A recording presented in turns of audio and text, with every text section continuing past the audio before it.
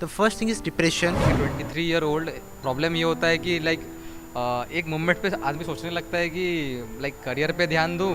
हमें भी same problems होते हैं, mental tensions and too much use of social media. Currently, the world is facing one of the major problem in the phase of youth is the mental health crisis. First thing is depression, जो कि अभी का समय अगर हम देखें तो फिर 2020 से जब पैंडमिक आया है, सुशांत सिंह राजपूत के जब देहांत हुआ, उस समय से जितने भी हमारे युवा हैं हमारे देश में, कहीं ना कहीं अपनी नौकरी को लेकर, कहीं ना कहीं अपनी व्यक्तिगत कारणों को लेकर वो डिप्रेशन में जा रहे हैं। We young people face being a 23 year old problem ये होता है कि एक मोमेंट पे आदमी सोचने लगता है कि करियर पे ध्यान दूँ, मतलब खाली एकेडमिक्स में जाऊँ या कुछ भी थोड़ा सोचूं कि कुछ अर्न कर लूँ तो साइड इनकम हो जाए, घर से पैसे मांगूँ नहीं मांगूँ, इस थोड़ा सोचना पड़ता है। देन अगेन बात ये है कि अगर किसी भी चीज़ में अगर घुस जाओ, जैसे किसी अर्निंग सोर्स अर्निंग सोर्स पे हम लोग फोकस करके किसी काम पे घुस जाए, तो बात ये होता है कि हमारा स्टडीज़ से हम थोड़ा साइड हो जाते हैं। सो 21 साल का लड़का हूँ, बट फिर भी मैं कह सकता हूँ कि जो कि अभी कहा भैया ने, हमें भी सेम प्रॉब्लम्स होते हैं, mental tensions and too much use of social media. ये आजकल हम लोग के दिमाग को ऐसे मैनिपुलेट कर दे रहा है to think in a direction. Currently, the world is facing one of the major problem in the phase of youth is the mental health crisis. Around 10 to 24 age bracket, we have 1.2 billion people who are facing it due to the digital socialization.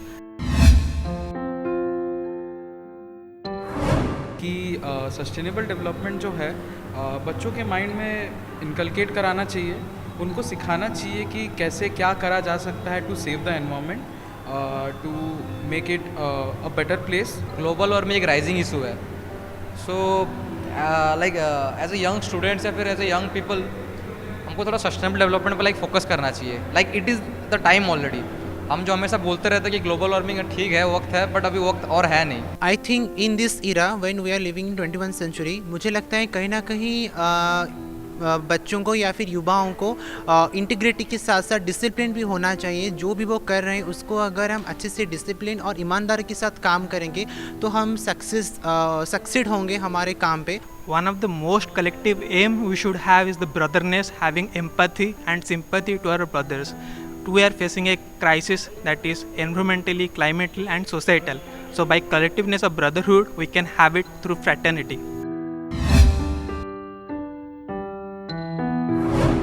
The world is gaining significantly in the money, economical sphere and societal sphere, but we are discontinuing their advancement in the society and that fraternity phase. So I wish the world would be more collectively conservative in the approach of society and have a conservative approach toward the climate change too.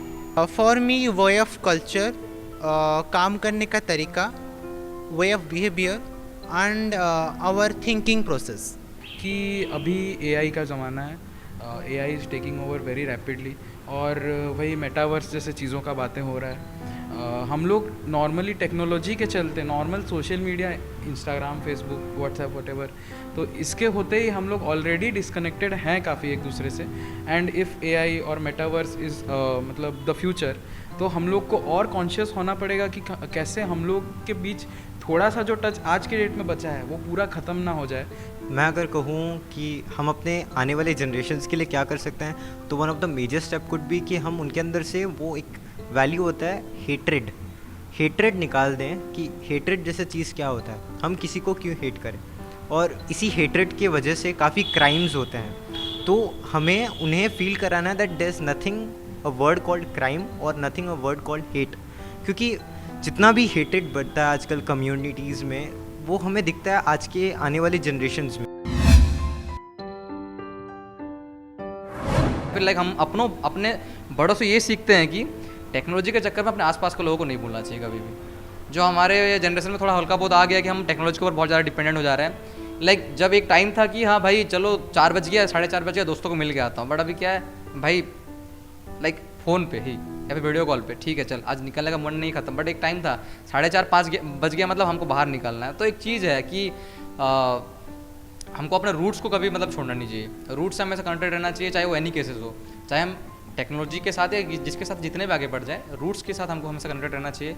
Technology has been one of the vibrant change in the society, and from last 50 years it has grown on having our UPI to money changes to our societal changes. We can find each other more conveniently and more societally. So it has been a great change and we can significantly have it through a brotherhood sense.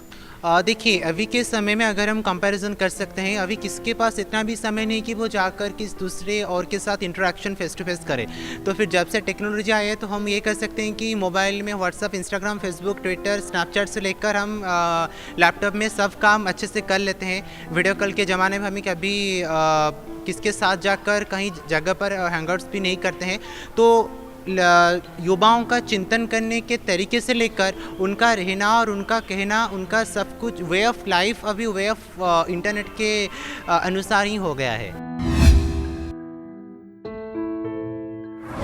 क्योंकि हमारा जो older generation है उन्हें ये समझना चाहिए that हमें कई दिक्कतें होती हैं, जैसे कि ग्रोइंग फ्रॉम अ टीनेज हमें कई प्रॉब्लम्स होते हैं, जैसे कि if we talk about puberty, we actually don't know what is puberty, उसके बारे में हमें ठीक से पढ़ाया नहीं जाता, but older generation actually helps us with that. But ये हर फैमिली में या फिर हर हाउस होल्ड में ये देखने नहीं मिलता।